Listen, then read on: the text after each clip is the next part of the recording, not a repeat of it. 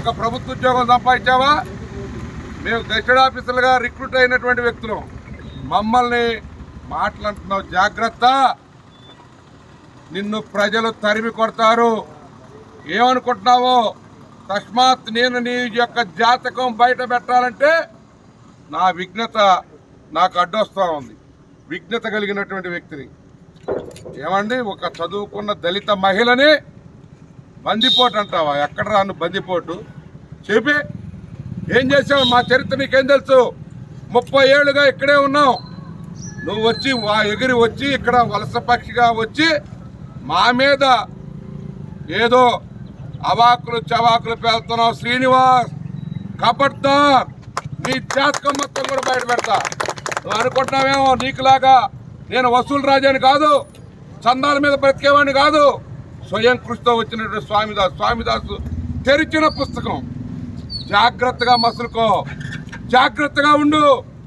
నువ్వు అనుకుంటున్నావా నా అనుచరులు కానీ మా కార్యకర్తలు కానీ కన్నెర్ర చేస్తే ఎక్కడ కూడా తిరగలేవు నువ్వు. కానీ ప్రజాస్వామ్యంలో మాట్లాడే హక్కు ఉంది కాబట్టి నీ ఇష్టం వచ్చినట్టు మాట్లాడతావా? నీ సంగతి ఏంటో తేలుస్తాం, ప్రజలు తేలుస్తారు. నువ్వు ఇక్కడ సీటు తీసుకుంది ఎందుకయ్యా? నువ్వు సంపాదించుకొని చందాలు వసూలు చేసుకొని ఎక్కడికో పోయి హైదరాబాద్లో పెట్టుకోవటానికి. ఈ రాష్ట్రంలో కూడా కాదు, అమరావతి కాదు, అదొక పూచి. నీకు బతుకుదేరు ఇచ్చింది అమరావతి. నీకు ఆ అమరావతి కమిటీ నీకు నెల నెల పే చేసేదానికాడ నుంచి అన్నీ కూడా బయట పెడతా. అనుకుంటున్నావేమో నుప్పు, స్వామిదాస్ అనేవాడు నుప్పు సూర్యుడి మీద ఉమ్మేస్తే నీ ముఖం మీద పడుద్ది. శ్రీనివాస్, నా ఓపికను పరీక్షించొద్దు. వ్యక్తిగత విమర్శలు తెలిసి తెలియక మాట్లాడుతున్నావు.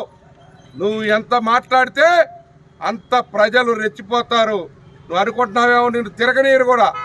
ఖబర్దారని చెప్పి తెలియజేసుకుంటూ అవాకులు చవాకులు మానుకో, పద్ధతిగా మాట్లాడు. విఘ్నత లేదా నీకు? ఒక చదువుకున్న మహిళని, ఆమె ఉమ్మడి కృష్ణా జిల్లాలో ఒక మచ్చ కూడా లేకోకుండా జిల్లా పరిషత్ను పరిపాలించి మీ అధినేత అయిన చంద్రబాబుతో శబాష్ అనిపించుకున్నటువంటి మహిళని కావాలని నువ్వు అడుగు. నీ పక్కన నాయకులను అడుగు, మీ నాయకుడిని అడుగు.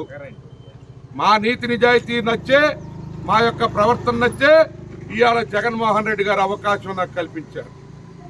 నీకులా కాదు, ఆ రోజు స్వర్గీయ ఎన్టీ రామారావు గారు నా క్యారెక్టర్ క్యాలిబర్, నా యొక్క విద్యార్థి నాయకత్వ లక్షణాల వల్ల ఆయన పిలిచి సీట్ ఇచ్చారు.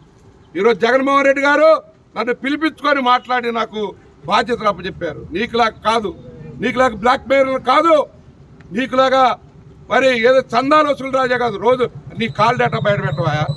నువ్వు రోజు చందాలు ఎక్కడికా అమెరికాలో ఫోన్ చేస్తున్నావు, రాత్రులు మొత్తం కూడా ఎవడెవడికి ఫోన్ చేస్తున్నావో నాకు తెలుసు. వాళ్ళు కూడా నాతో మాట్లాడుతున్నారు. నాకు అంతర్జాతీయ సంబంధాలు ఉన్నాయి.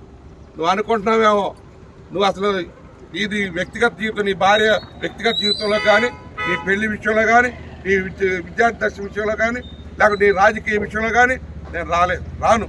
నువ్వు ఆఫ్టర్ ఒక ప్రభుత్వ ఉద్యోగం సంపాదించలేక నువ్వు ఏదో మాటలు వచ్చు కాబట్టి పాఠాలు చెప్పుకుంటూ పిరిడి కింద తీసుకుని నువ్వు మమ్మల్ని గెస్టెడ్ ఆఫీసర్లుగా చేస్తూ ప్రజాస్వామ్యం కోసం త్యాగం చేసి వచ్చినట్టు మమ్మల్ని విమర్శిస్తావా? జాగ్రత్తగా ఉండు అని చెప్పి తెలియజేసుకుంటూ హెచ్చరిక చేస్తూ ఉన్నాం. మా కార్యకర్తలు రెచ్చిపోతూ ఉన్నారు. నన్ను చాలా మరి మా వాళ్ళు రెచ్చగొడతా ఉన్నారు. అయినా నేను రెచ్చిపోను. ప్రజాస్వామ్యం ఇది. కానీ వ్యక్తిగత టార్గెట్లు మాని నీ పాలసీలు సిద్ధాంతాలు చెప్పు. మేము కూడా నీ కుటుంబం జోలికి రాం, నీ భార్య జోలికి రాం, ఎవరి జోలికి రాం. మేము అలాంటి కుసంస్కారం మాకు లేదు. హెచ్చరిక చేస్తూ ఉన్నాను. మరొకసారి ఇది పునరావృతం అయితే నీకు ఏం శాస్తి జరుగుద్దో, ప్రజలు ఏం చెప్తారో బుద్ధి అది తెలుసుకో. ఎలక్షన్ అయిన తర్వాత మాట్లాడదాం.